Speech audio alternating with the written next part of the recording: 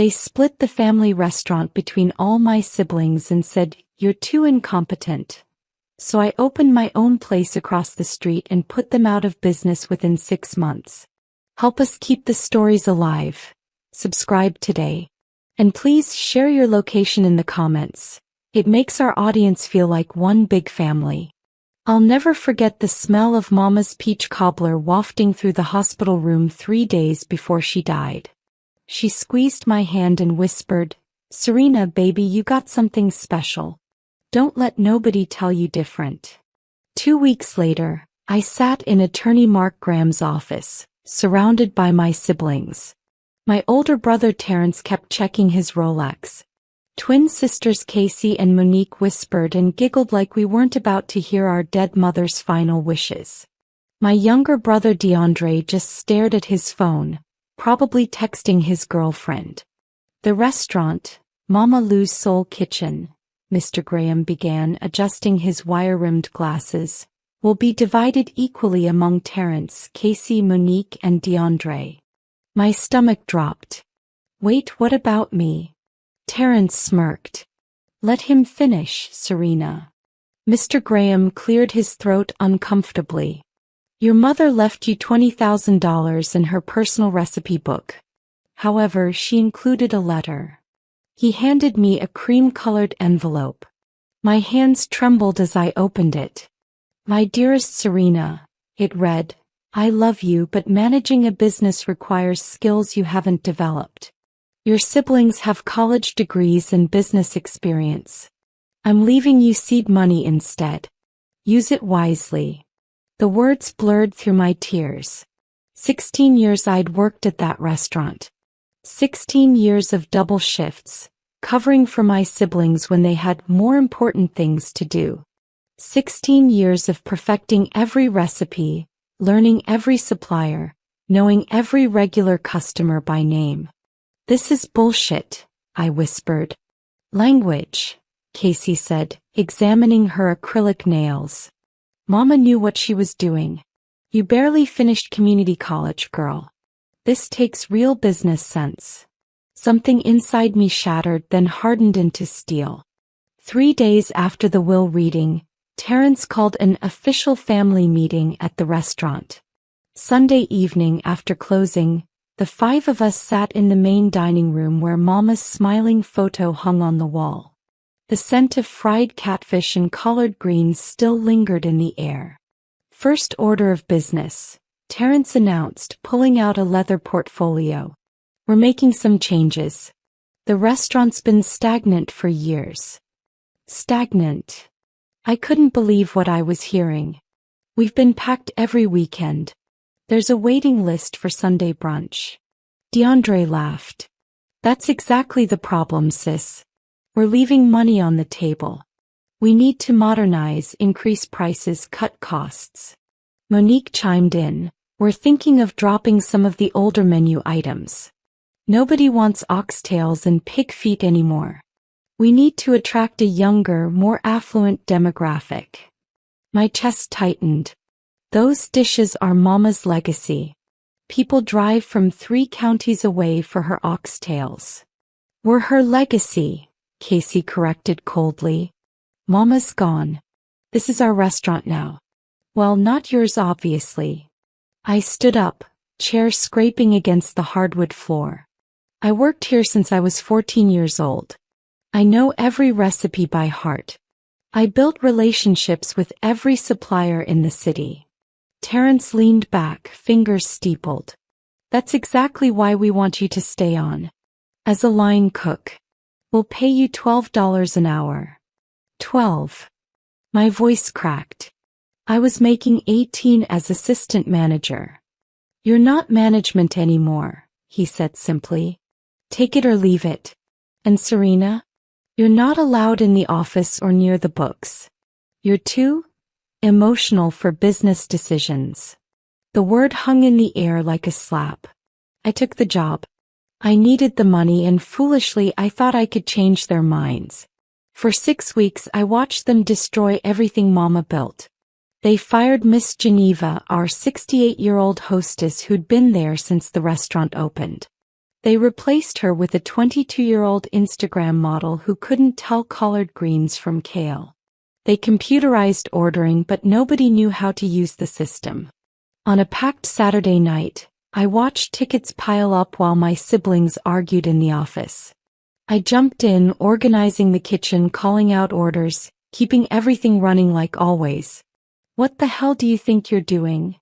Terrence stormed in, face red with anger. "Saving your ass," I shot back. "We had 50 orders backed up. I don't remember asking for your help." He grabbed my arm hard enough to bruise. "Your line, cook." That's it. The kitchen staff looked away, embarrassed. These people had worked alongside me for years, but now they saw me as beneath them too.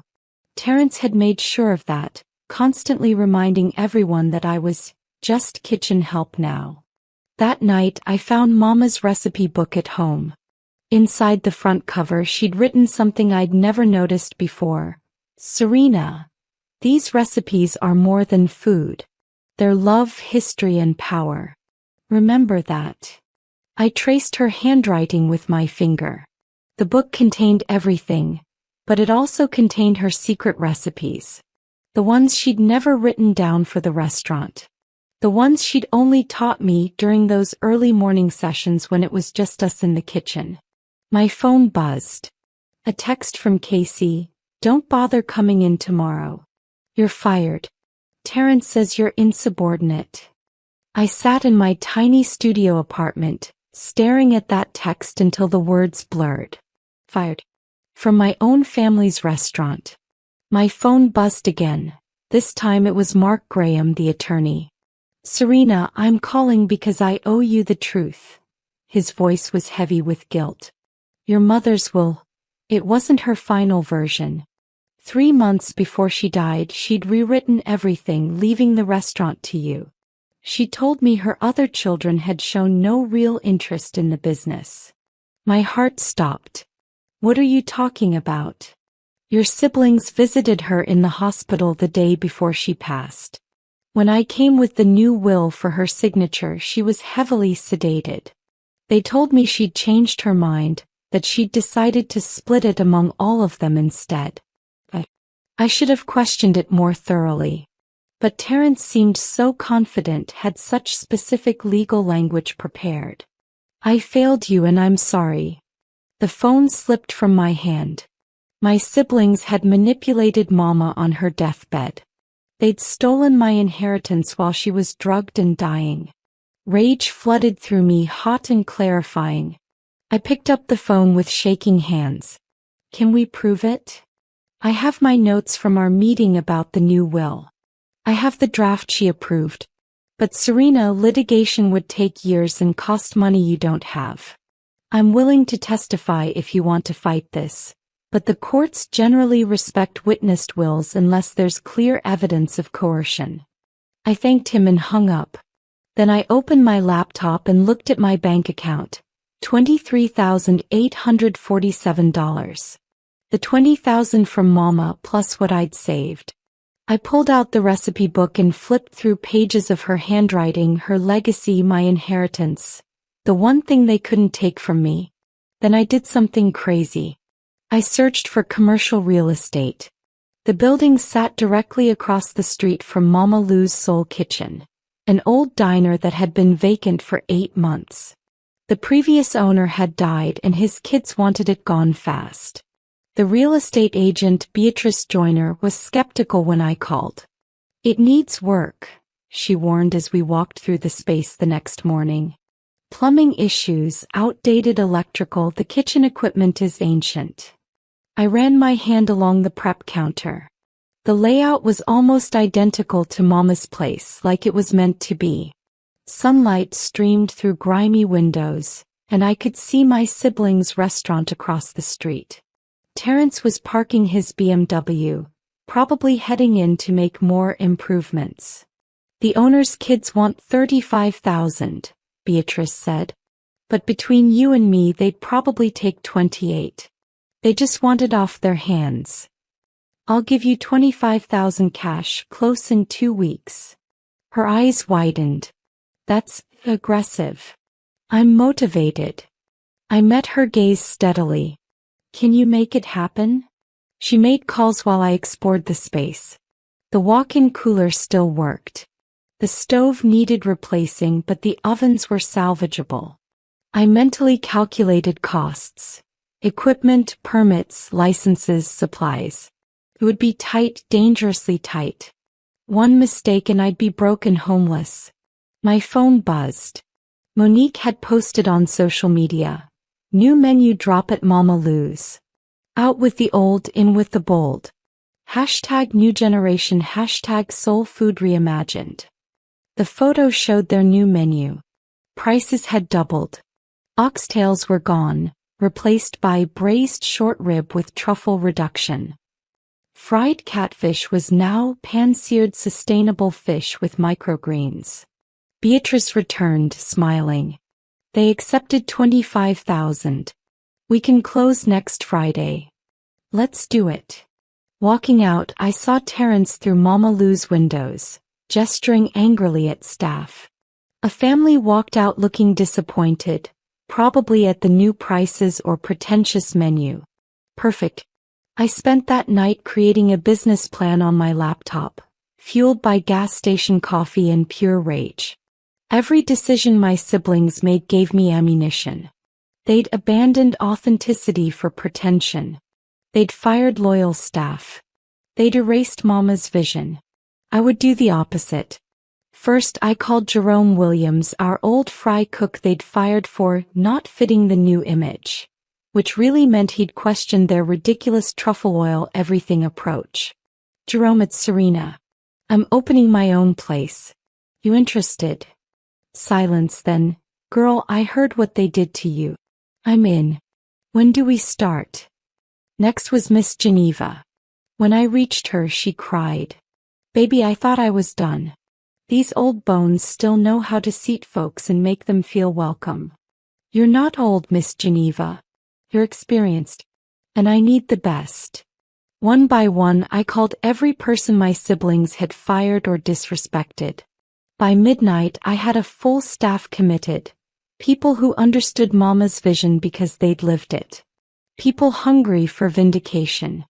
The name came to me at 3 a.m., Lou's Place.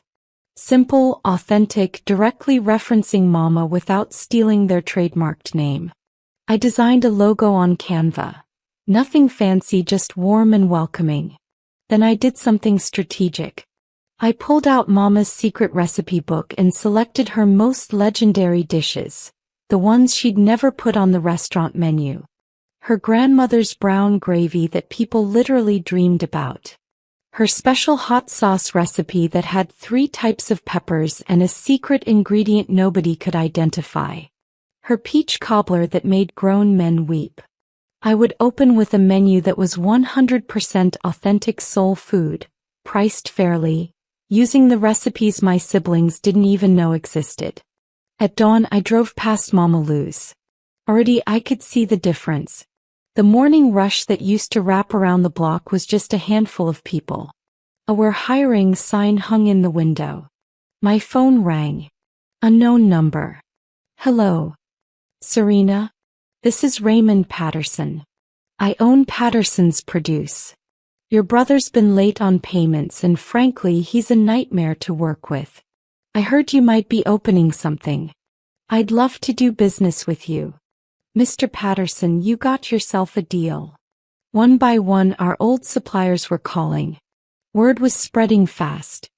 The next 2 weeks blurred together in a frenzy of sawdust, paint fumes, and determination. I hired Tommy Rodriguez, a contractor who'd done work for Mama years ago. When he saw the space, he whistled low. Serena, I'll be straight with you.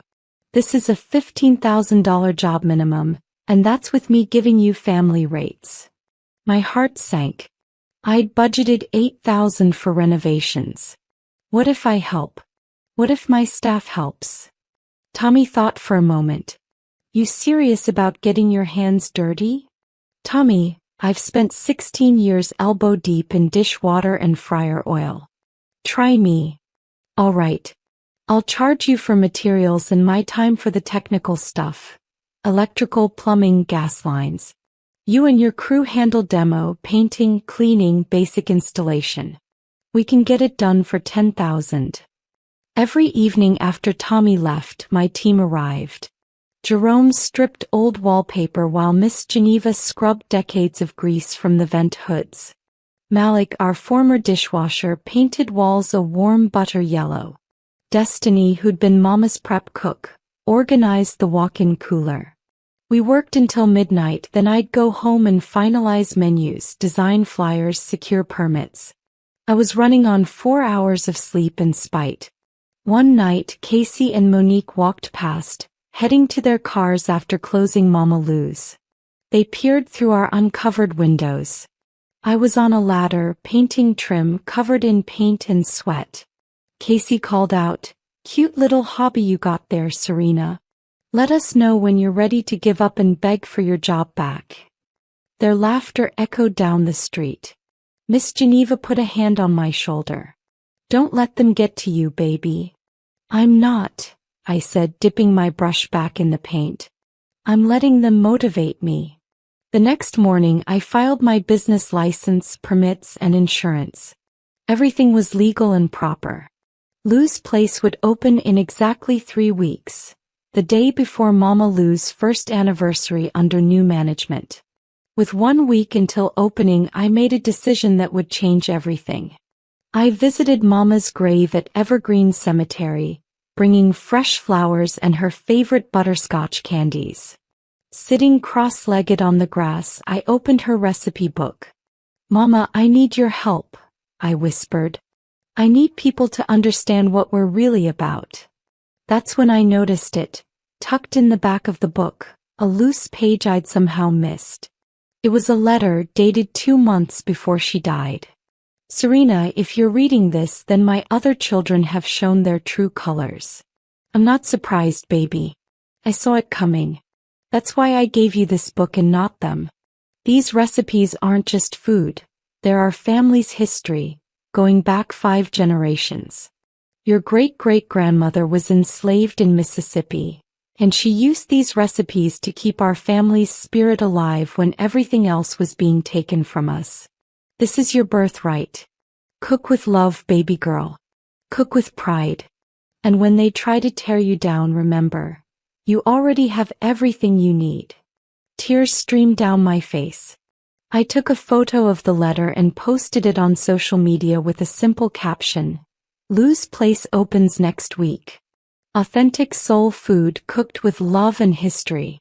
This is for you, Mama." Within hours, the post went viral. People shared stories of eating at Mama Lou's in the old days, before my siblings took over. Comments poured in. "I drove by last week and didn't even recognize the place. It's lost its soul. They fired Miss Geneva. That woman has been the heart of that place forever. The new menu is overpriced garbage. I can't wait to try Lou's place." My siblings noticed. Terrence called, his voice tight with anger. "Take that post down. You're trying to damage our business." "I'm just telling the truth, Terrence. People have a right to know where the real recipes are. You don't have Mama's recipes.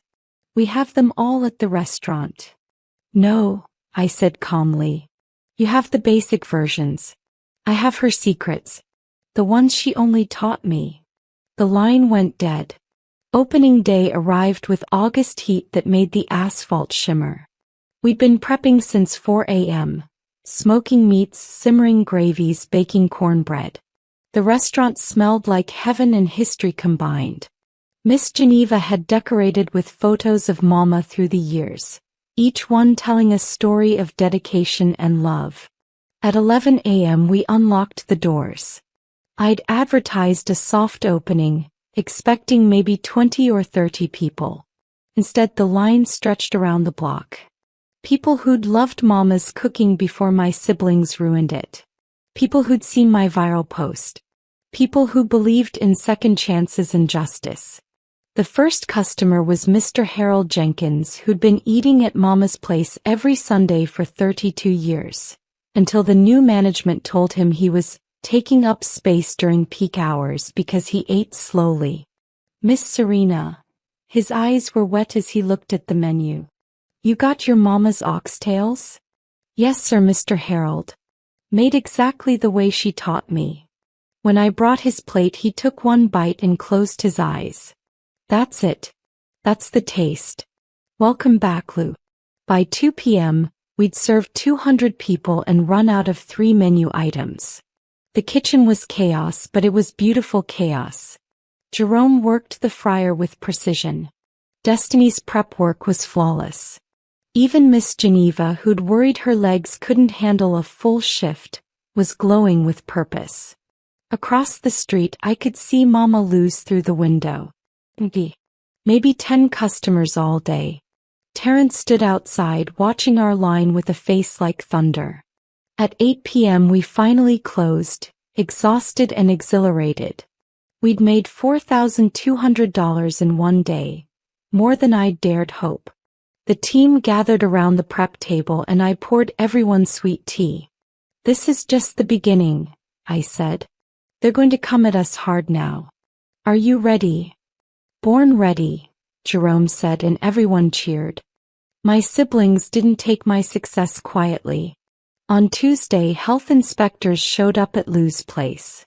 I'd expected this. Everything was spotless and properly documented. We passed with flying colors. On Wednesday, someone posted fake negative reviews online, claiming they'd gotten food poisoning. I responded to each one professionally, noting that we kept meticulous records and offered to share them. The fake reviews were quickly identified and removed. On Thursday, Terrence tried to poach my staff with double salary offers. Not one person accepted. Miss Serena, Jerome told me. He offered me $25 an hour.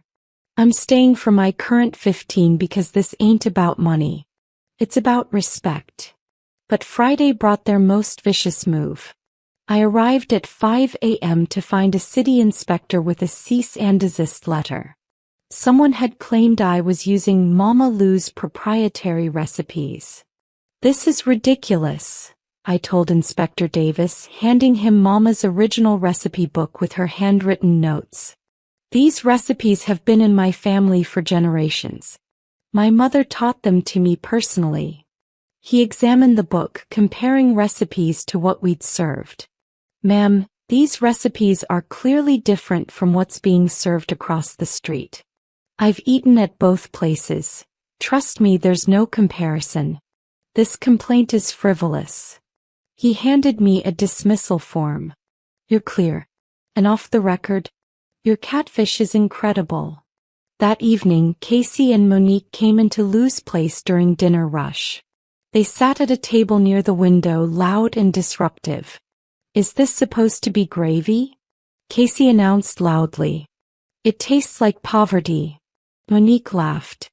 Remember when Mama tried to teach Serena to cook? She always messed everything up. Miss Geneva approached their table, her voice warm but firm. Ladies, if you're not here to eat respectfully, I'll have to ask you to leave. You can't kick us out, Casey spat. This is a public establishment. And I'm the hostess, Miss Geneva replied. I can refuse service to anyone being disruptive. Now, are we eating or leaving? They left, making a scene, but our other customers applauded. One woman called out, "Good riddance. Some of us are trying to enjoy real food." Month 2 brought the moment everything changed. A food critic from the state's biggest newspaper, The Chronicle, published a comparison review. The headline read, "Soul Food Showdown, When Corporate Meets Authentic." The article was devastating for my siblings. Mama Lou's Soul Kitchen under new management has lost everything that made it special. The restaurant now serves what can only be described as soul food for people who don't like soul food. Watered down, overpriced, and soulless.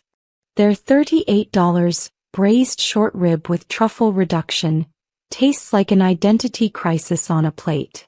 Meanwhile, across the street, Lou's Place serves authentic soul food that honors its roots. The $14 oxtail plate tastes like it was cooked with love by someone who understands that food is culture, memory, and family. Owner Serena Johnson, daughter of the legendary Louise Mama Lou Johnson, has created something remarkable, a restaurant that feels like coming home. The review included our backstory, how my siblings had pushed me out, how I'd opened Lou's place with Mama's secret recipes. Social media exploded. People started calling it the Soul Food Wars, and we became a symbol of authentic success against corporate greed. Our daily revenue doubled overnight. We went from 200 customers a day to 400. I had to hire more staff, extend hours, and add a second seating for dinner. The wait time on weekends reached 2 hours, but people stayed, happy to wait for real food made with real love. Across the street, Mama Lou's was dying. They'd slashed prices trying to compete, but you can't fake authenticity. Their Yelp rating dropped to 2.5 stars. The "We're hiring" sign became permanent as staff quit regularly. Then DeAndre showed up at my apartment one night looking destroyed. "Serena, can we talk?" I almost slammed the door but saw genuine desperation in his eyes. 5 minutes. "We're bankrupt," he said, voice breaking. "The restaurant's losing $15,000 a month. Terrence took out loans against the property. We can't make payments. The bank's foreclosing in 60 days. And you're telling me this why? Because you were right.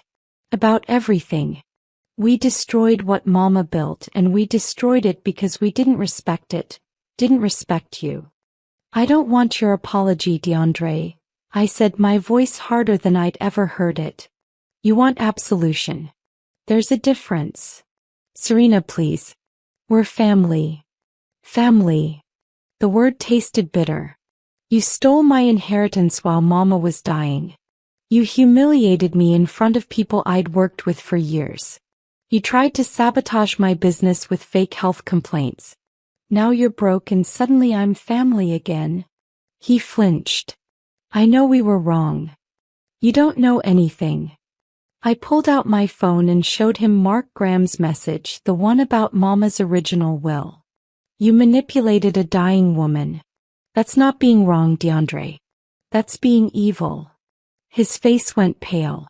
I didn't know Terrence did that. He told us Mama changed her mind on her own.